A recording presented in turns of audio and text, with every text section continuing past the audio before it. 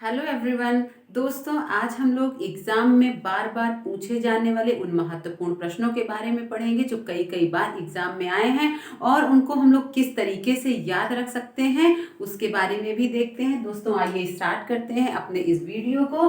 तो परीक्षा में बार बार पूछे जाने वाले प्रश्न, परीक्षा में कौन से ऐसे प्रश्न हैं जो बहुत बार पूछे गए। तो सबसे पहले हम बात करते हैं बाल अंतर्बोध परीक्षण। बाल अंतर्बोध परीक्षण को CAT भी कहते हैं। एग्जाम में कभी कभी बाल अंतर्बोध लिख के आ जाता है, कभी कभी CAT लिख के आ जाता है। CAT मतलब चाइल्ड एप्रिसिएप्शन टेस्ट। तो इसको हम कैसे याद रख सकते हैं कि बाल अंतर्बोध परीक्षण। तो दोस्तों, बच्चा जो है किसके पीछे भागता है? तो बच्चा जो है, बालक जो होता है, बाल से बालक समझते हैं, बालक बैल के पीछे भागता है। तो बालक किसके पीछे भागता है? तो बालक बैल के पीछे भागता है। तो बाल अंतर्बोध परीक्षण किसने दिया था? लियोपोल्ड बेलक ने दिया था। नेक्स्ट की हम बात करते हैं रोशा स्याही धब्बा परीक्षण। रोशा स्याही धब्बा परीक्षण किसने दिया था? तो इनके परीक्षण को IBT इंक ब्लड टेस्ट, इसके नाम से भी जाना जाता है। इंग्लिश में इसको IBT इंक ब्लड टेस्ट और हिंदी में इसको रोशा स्याही धब्बा परीक्षण कहते हैं। इसको हम कैसे याद रख सकते हैं कि देखिए दोस्तों, क्या होता है कि रोशा स्याही धब्बा परीक्षण, तो जो स्याही होता है, स्याही किसके ऊपर गिर गया? स्याही जो है रेशे के ऊपर गिर गया। स्याही कपड़े के ऊपर गिरा और कपड़े में धब्बा बन गया। तो कपड़े में क्या लगा होता है? कपड़े रेशे से मिलके बने होते हैं, है ना। तो कपड़े पे जो धब्बा लगा, जो कपड़े पे स्याही का धब्बा लगा, तो जो है स्याही धब्बा लगा, तो जब कपड़े पे स्याही गिर जाती है तो किस पे निशान बन जाते हैं? रेशे पे बन जाते हैं। तो जो स्याही धब्बा परीक्षण है, ये हरमन रोशा ने दिया। इसको हम इस तरीके से याद रख सकते हैं कि कपड़े पे स्याही गिरी और कपड़ा रेशे से मिलके बना होता है। तो स्याही धब्बा परीक्षण हरमन रोशा ने दिया था। नेक्स्ट हम बात करते हैं किंडरगार्टन विधि के प्रतिपादक। तो हम इसको कैसे याद रख सकते हैं? किंडरगार्टन विधि के प्रतिपादक, तो किंडरगार्टन यानी कि बच्चों का बगीचा। तो यहाँ पे हम देखते हैं किंडर आ रहा है, बच्चे, और गार्डन। तो दोस्तों, क्या होता है कि गार्डन में क्या होते हैं? बहुत सी बेलें होती हैं, फ्रो बेल।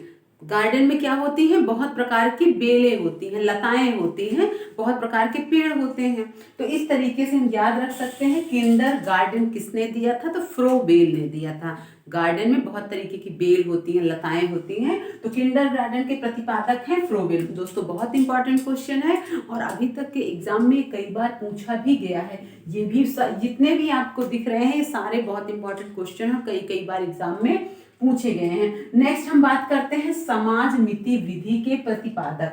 समाज मिति विधि के प्रतिपादक को हम कैसे याद रख सकते हैं?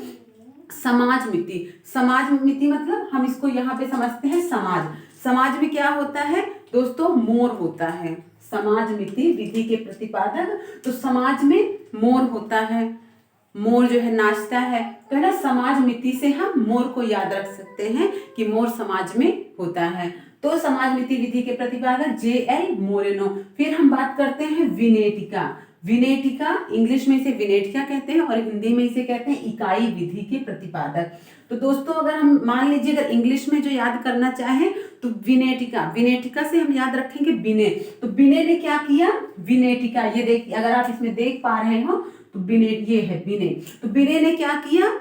वॉश कर दिया। किसको? वॉश और बर्न कर दिया।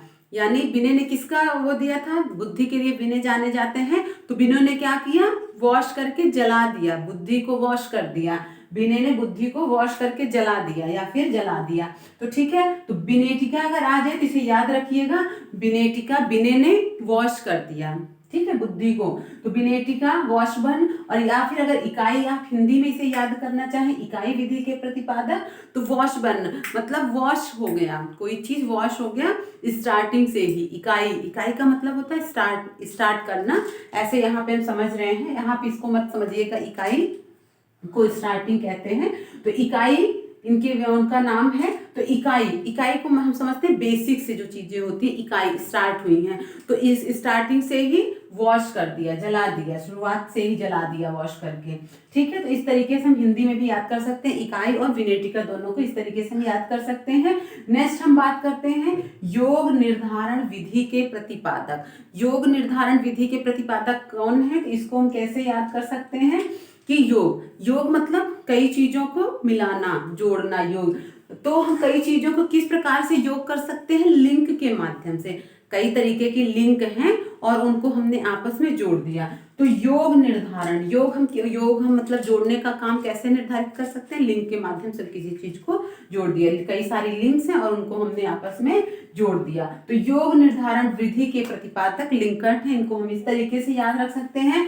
नेक्स्ट आता है डेक्रोली विधि के प्रतिपादक। तो डेक्रोली विधि के प्रतिपादक कौन है? तो इनका तो नाम ही आपको दिखाई दे रहा है, ओविड डिक्रोली। इस तरीके से हम डिक्रोली, और ये हमें याद रखने की जरूरत नहीं, तो उनका नाम से ही है।